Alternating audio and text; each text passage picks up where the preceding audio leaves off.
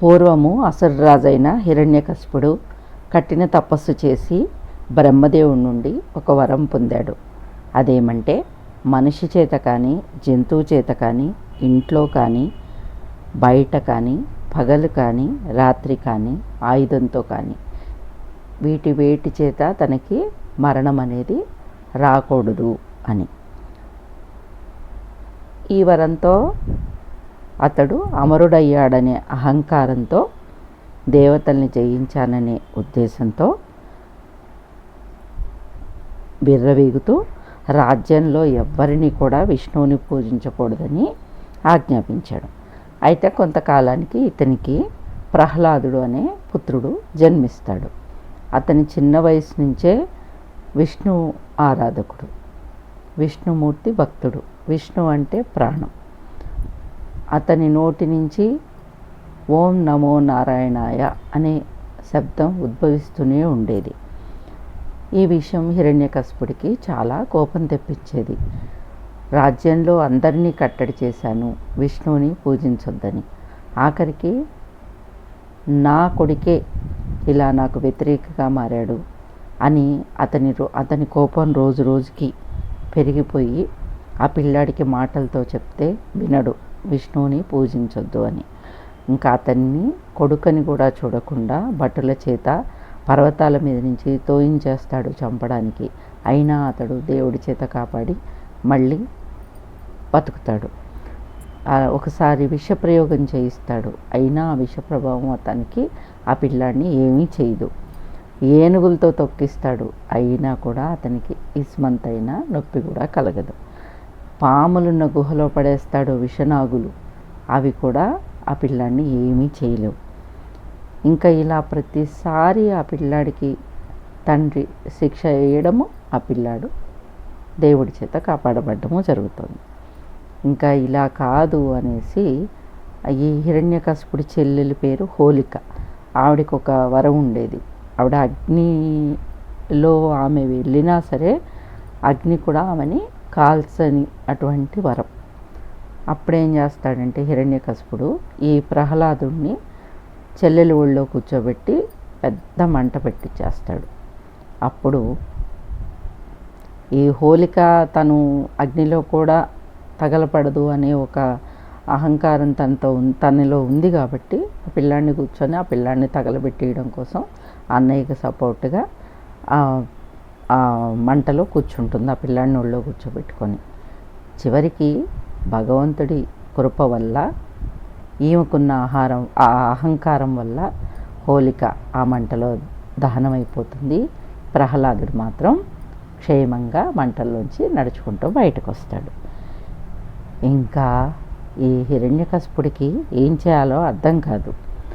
అప్పుడు ఈ పిల్లాడిని అడుగుతాడు, అసలు నీ విష్ణువు ఎక్కడున్నాడు, నాకెందుకు కనిపించట్లేదు, నువ్వు ఎలా రక్షింపబడుతున్నావు అని. అప్పుడు ప్రహ్లాదుడు చెప్తాడు, విష్ణువు ప్రతి స్థానంలోనూ ఉన్నాడు, గాలిలో, నీరులో, నిప్పులో, ప్రతి చోట అతను లేని స్థానం అంటూ లేదు అని చెప్తాడు. అప్పుడు కోపంతో హిరణ్యకశిపుడు రగిలిపోయి స్తంభాన్ని బలంగా గుద్దేస్తాడు. ఆ స్తంభంలో నుండి నరసింహస్వామి అవతారంలో విష్ణుమూర్తి చాలా ఉగ్రరూపంతో బయటకు వస్తాడు. మొహం సింహం మొహం కలిగి, శరీరం అంతా మనిషి శరీరాన్ని కలిగి చాలా ఆవేశంతో వచ్చి హిరణ్యకశిపుణ్ణి సంహరిస్తాడు. అది ఎలా? అతనికి ఉన్న వరాన్ని ఎక్కడా దెబ్బతీయకుండా సాయంత్రం సమయం, పగలు రాత్రి కాకుండా నేను మరణించకూడదన్నాడు కదా, అందుకని సాయం సమయంలో ఇంట్లో కూడా బయట కూడా కాకుండా నేను మరణించకూడదని చెప్పాడు కదా, ఇంట్లో బయట ఎక్కడ నాకు మరణం రాకూడదని కోరుకున్నాడు కదా, అందుకని ద్వారం మధ్యలో, అలాగే ఆయుధం, ఏ ఆయుధంతో కూడా నేను మరణించబడకూడదు అని కోరుకుంటాడు కదా వరము. అందుకని ఈ నరసింహస్వామి అవతారంలో, సింహం అవతారంలో వచ్చాడు కాబట్టి గోర్లతో హిరణ్యకశిపుణ్ణి రక్కి ఆయన పైన కూర్చొని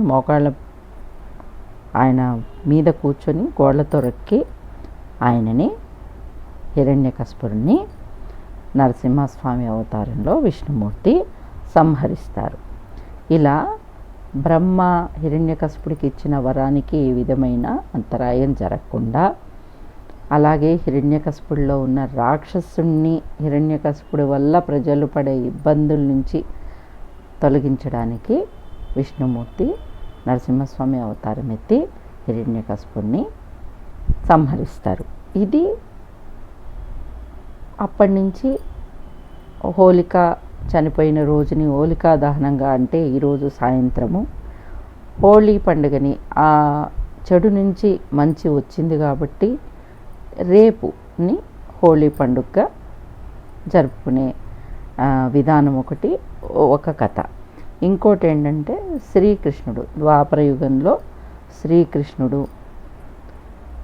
హోళీ ఏ సందర్భంలో మొదలైంది అనడానికి, శ్రీకృష్ణుడు చిన్నప్పుడు నీలమేఘశ్యాముడు అంటారు కదా, శ్రీకృష్ణుడు కాస్త నల్లగా ఉండి రాధ బంగారు అన్నంతా ఉండే వరకు శ్రీకృష్ణుడు చిన్నతనంలో చిన్నబుచ్చుకుంటాడట, రాధ కన్నా నేను కాస్త రంగు తక్కువ ఉన్నాను అని. అప్పుడు వాళ్ళమ్మ యశోదమ్మ చెప్పిందట, నువ్వేం బాధపడకు, రాధకు కూడా రంగులు పోయి తను కూడా నీ రంగులోకే వచ్చేస్తుంది అని. ఆ మాటతో అప్పటి నుంచి శ్రీకృష్ణుడు రాధకి రంగులు పూస్తూ ఆట పట్టిస్తూ సరదాగా మొదలుపెట్టి హోళీని ఆడడం ప్రారంభించారు. ఇప్పటికీ బర్సానాలో హోళీ అనేది చాలా ఘనంగా జరుపుకుంటారు.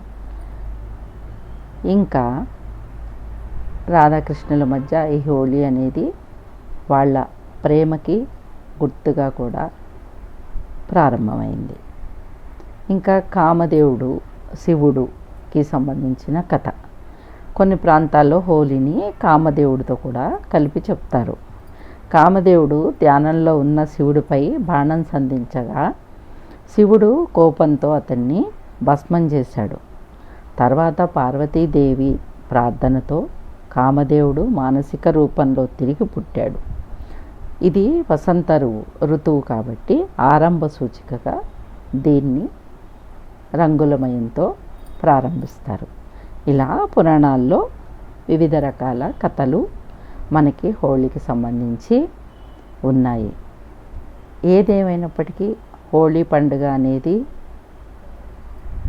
స్నేహితుల్లో కానీ బంధువుల్లో కానీ సరదాగా హోళీ అనేది ఈరోజు ఆడుకోవడం వల్ల వాళ్ళ మధ్యలో పాత పూర్వ కక్షలు కానీ కోపాలు కానీ అలకలు కానీ ఏవైనా ఉన్నా ఈ ఆటతో వాళ్ళలో అవి తొలగిపోయి ఈ రోజు నుంచి తిరిగి ప్రేమ స్నేహం అనేది ప్రారంభమవుతుంది. కాబట్టి హోళీ అనేది చెడు మీద మంచి గెలుపుగా దీన్ని మనం తీసుకొని హోళీని కొన్ని జాగ్రత్తలు తీసుకుంటూ ఆడుకుంటే ఎలాంటి ప్రమాదము లేకపోగా చక్కని సంతోషాన్ని ఆహ్లాదాన్ని మనకు కలిగిస్తుంది. హోళీలో న్యాచురల్ కలర్స్ మాత్రమే వాడాలి. ఎందుకంటే ఇప్పుడు వచ్చే కెమికల్స్తో కూడుకున్న కొన్ని రంగులు వాడడం వల్ల ఎంతోమందికి కళ్ళు పోవడము, స్కిన్ అలర్జీలు రావడము, ఇలాంటి ప్రాబ్లమ్స్ అయితే చాలానే ఈ మధ్యకాలంలో మనం వింటున్నాం. కాబట్టి హోళీని ముందుగానే హోళీ వస్తుంది అని ముందుగానే న్యాచురల్ కలర్స్ని మనం తయారు చేసుకొని మన ఇంట్లో ఉన్నటువంటి పసుపు, కుంకుమ, పిండ్లు, కొన్ని ఆకు పౌడర్లు, వీటన్నిటిని విడివిడిగా మనము రంగుల రూపంలో తయారు చేసుకొని పెట్టుకొని ఈ హోళీ రోజు మనం ఎదుటి వాళ్ళకి పూసినా, మనం అలాంటి రంగులు మనం పూయించుకున్నా కూడా మనకి ఏ విధమైన హాని కలగకుండా ఆనందాన్ని ఆస్వాదించవచ్చు ఆరోగ్యంగా. మీ అందరికీ హోళీ శుభాకాంక్షలు. నచ్చితే లైక్ చేసి షేర్ చేసి ప్లీజ్ సబ్స్క్రైబ్ చేయండి.